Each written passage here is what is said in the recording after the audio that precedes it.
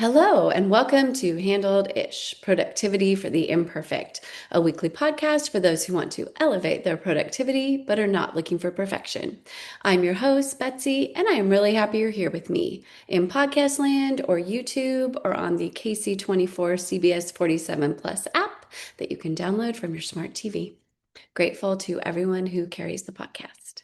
So, this is episode 126, Too Brilliant and Unpopular Ways to Win Your Workday. And actually, it is ways to win every workday. And I know that's a bold statement. I promise to back it up. However, first, a little bit of over-indexed joy. I wanted to talk for a second about diamond painting. This might be something that you're familiar with, and if you are, my assumption is if you've tried it, you will really love it. This might be a new idea to you, so let's dive in. Shout out to Kim for letting me use some of her diamond painting stash to try it out during our visit. So that was so fun. So thank you, Kim, for making me a very serious fan of diamond painting. So what diamond painting is you get, it can be, a coaster is what we made. You can also make like larger pictures and those sorts of things. And so basically it's a little bit like paint by number, but it's with these little tiny, they're not actual diamonds, but little tiny jewelry things, right? So for those of you that are on YouTube, this is what it looks like. I'll show you you can see all the little diamonds. And comes in kind of a paint by numbery thing. And so you have these little trays and this little instrument, and you take these little quote diamonds, the little jewels, out of the tray and then put them onto the coaster or the picture or whatever you're working on, one by one in correspondence with the color, the number of the color, and then the number on the little thing. And so it's basically you're just taking them out, putting them on. So again, it's very similar to paint by numbers, but with these little jewels. And it is amazingly fun. It is over-indexed fun. So if you are looking for a hobby, Amazon has a million things for you to choose from, different patterns, different colors, all the things. So it's a very easy hobby. I'm sure Michael's and some of the craft stores have it too. It is a super easy hobby to get started, very low cost. You can get a kit for like $10. And if you're looking for a hobby, I encourage you to try it, especially if you're kind of crafty adjacent like I am. My sweet spot in crafts was elementary school for my children, when my children were in elementary school, not when I was in elementary school. That's sort of where I peaked in my crafting. And so as an adult, I'm not super crafty, so I'm pretty excited that I can make some pretty things with this little diamond painting. So shout out to diamond painting, over index joy.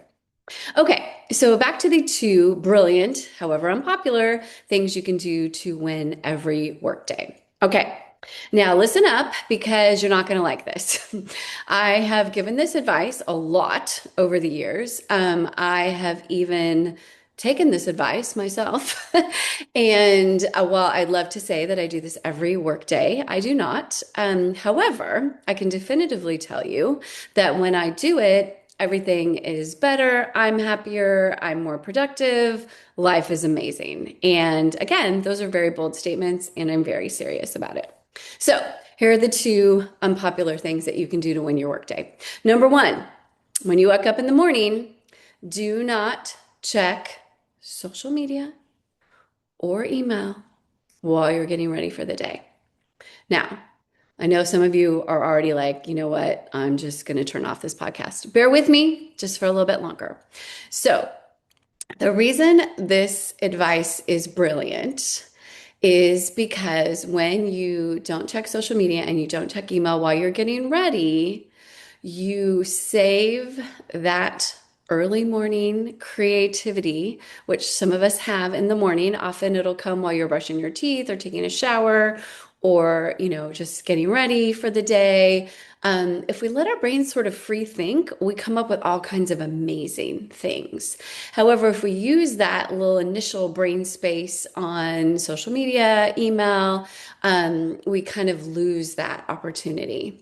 The other reason that this is a good idea is because it doesn't let other people's content, agendas, things for you to do start your day on someone else's agenda.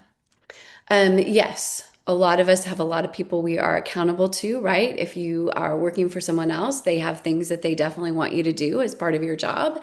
However, this is your getting ready time. That doesn't need to happen then. Now, obviously, there's going to be days where you're going to need to do this, and fine. But most days, try to get ready for the day without checking social, without checking email. It'll keep you focused on you, your priorities, the way you want to start the day. You can give thought to how you want to show up for the day. You can get excited about some of the things you have for the day without anyone else's agenda interfering with you. While this feels very simple, the reason it is unpopular is because people are very reluctant to try this out. It is a habit of a lot of us to at least check email, also probably check social as we're getting ready for the day. It is a part of a lot of our routines, which is why this is a difficult piece of advice to take. So I am fully acknowledging that you probably don't want to try this out. However, if you could just, be a little experimental with your mornings, just a couple for me, give it a whirl. Get ready tomorrow, if tomorrow's a work day. Weekends are up to you. You can figure that out on your own. But during the work day, try to get ready without looking at social, without looking at email at all while you're getting ready and see how things sort of are different inside your brain. You may have to do it a couple of days because you might still sort of be drawn by that magnet that is social media and email. However, I promise you, your day will start smoother and it will be way more focused on your priorities and your agenda, your timeline, and what you want to be doing. The second thing that is brilliant and unpopular is when you sit down to work. And this is, primarily for folks who spend a lot of time at the computer. However, it could be for anybody. Um, don't look at your email for 60 to 90 minutes when you start your day. Again, unpopular because nobody wants to do this. We feel, quote, productive when we're dealing with email first thing. We might have a little bit of anxiety that something came in overnight or in between the last time we checked it. And now that is going to be so urgent that we're going to have to deal with it immediately. No. The times that that is true for most of us are so few, it is 100% worth the risk. And my experience and the experience of everyone I've talked to and all the things I've read really lead us to the thought that if something is that urgent, someone will have called or texted or got a hold of you some other way, and certainly aren't relying on email if it's something truly, truly urgent and is going to throw the whole day incredibly upside down.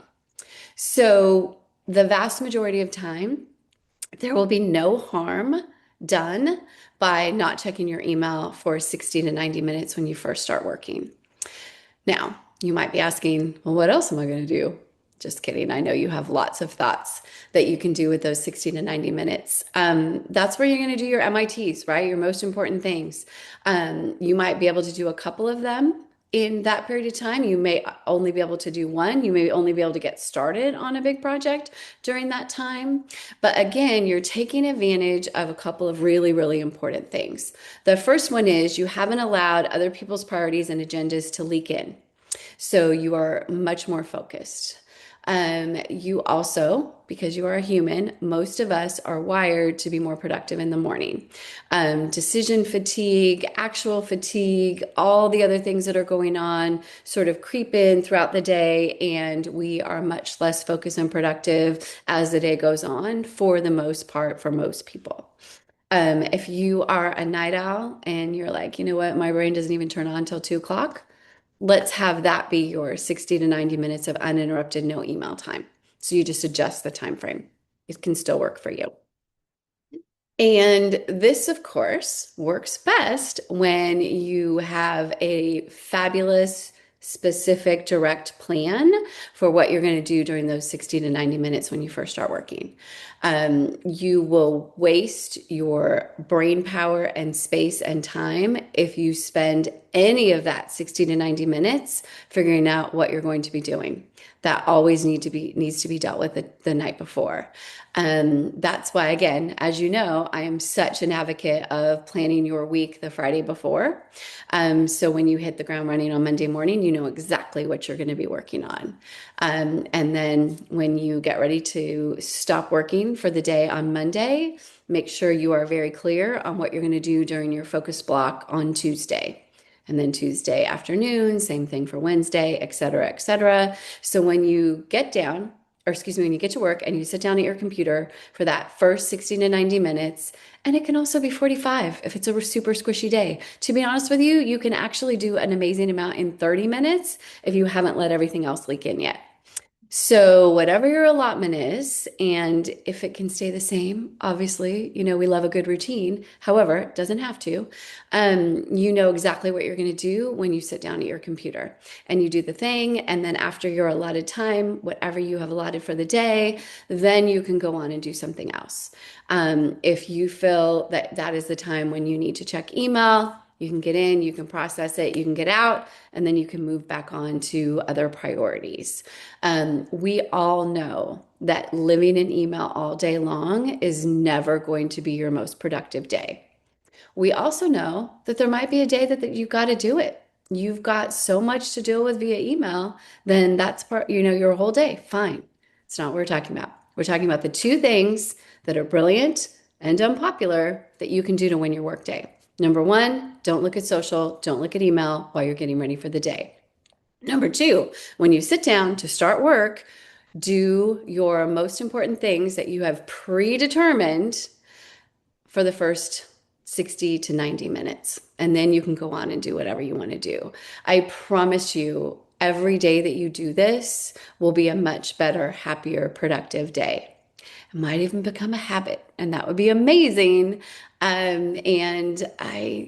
You know what? I'm going to do another bold statement. I think this is going to be life changing. I really do. Because as I mentioned, whenever I am able to do it, because I am imperfect, I do not do this as much as I should either. It's magical. And I'm super excited to be talking about this week because I am doing it. I've already done it for a couple of days, and I'm hoping to get a streak going, and a couple of days this week, excuse me. And I'm excited. It has really, really been beneficial, and it's just making for a happier, healthier, more productive me. Okay. So I am very curious if you are willing to take on the challenge of doing the two brilliant yet unpopular things that'll help you win your workday. I'm curious if you do them already. I am curious how fabulous they are for you.